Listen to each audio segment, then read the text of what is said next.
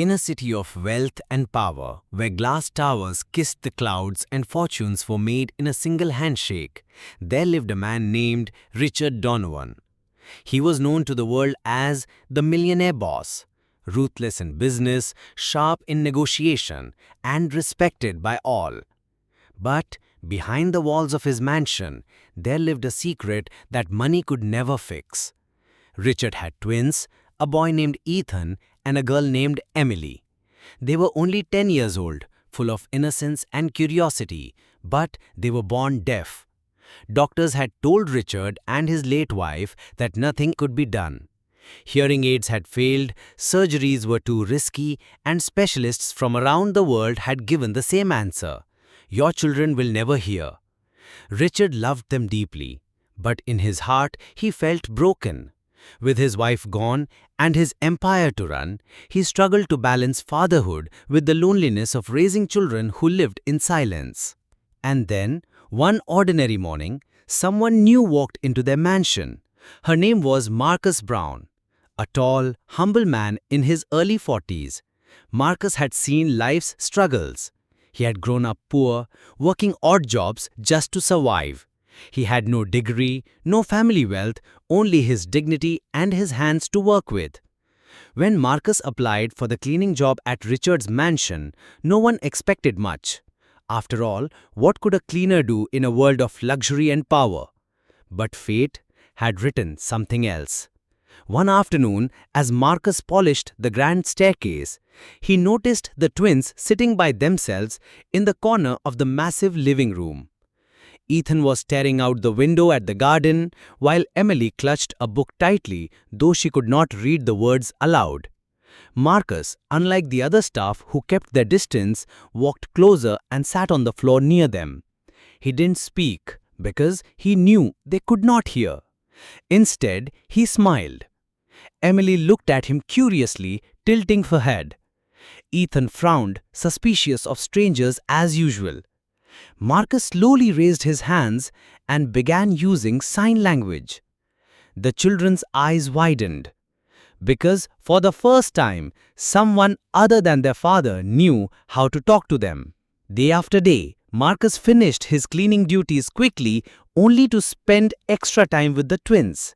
He taught them little things: how to sign new words, how to read lips, how to use gestures to express themselves. Emily's laughter returned, silent but shining in her smile. Ethan, once closed off, began to open his heart. Richard noticed the change. For years his children had withdrawn into their own silent world. But now they were different, alive, engaged, happy. One evening Richard confronted Marcus. "Richard, you know sign language? Why didn't you tell me?" Marcus: "Because, sir, it's not about me. It's about them. They needed someone who understood, someone who wouldn't treat them as broken." Richard was stunned. In all his wealth, all his connections, he had never thought to hire someone who spoke the language of silence. Months passed. Marcus wasn't just a cleaner anymore. He became a teacher, a mentor, and almost like a second father to the twins. But the greatest change came when Marcus introduced the children to something extraordinary. He brought an old African drum from his home.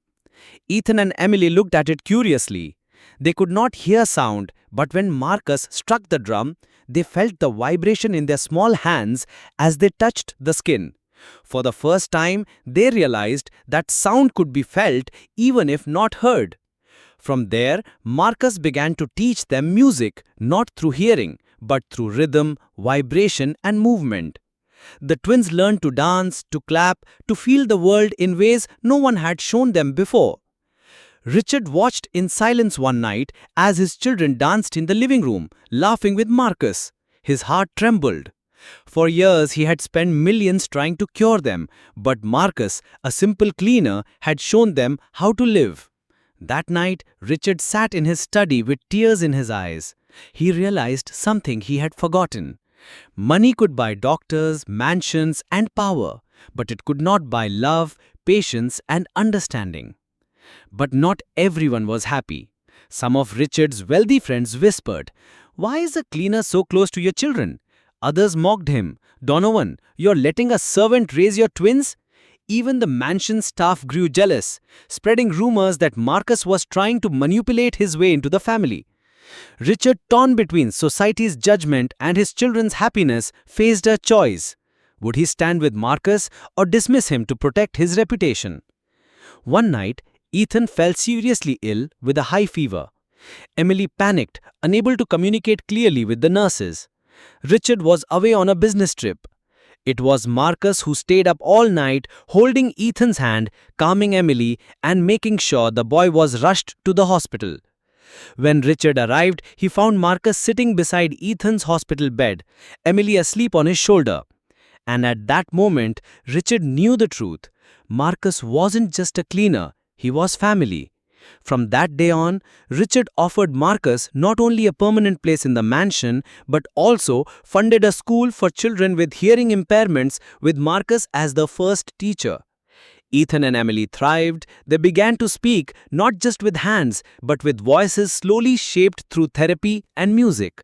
And the bond between Richard, his twins, and Marcus became unbreakable. And so, in the world of power and wealth, it wasn't gold or diamonds that changed lives. It was the heart of a man society overlooked, a cleaner who became a healer. The millionaire boss had searched the world for answers, but the miracle was right under his roof. The twins were no longer children of silence because someone believed in them. And sometimes that is all it takes to change everything.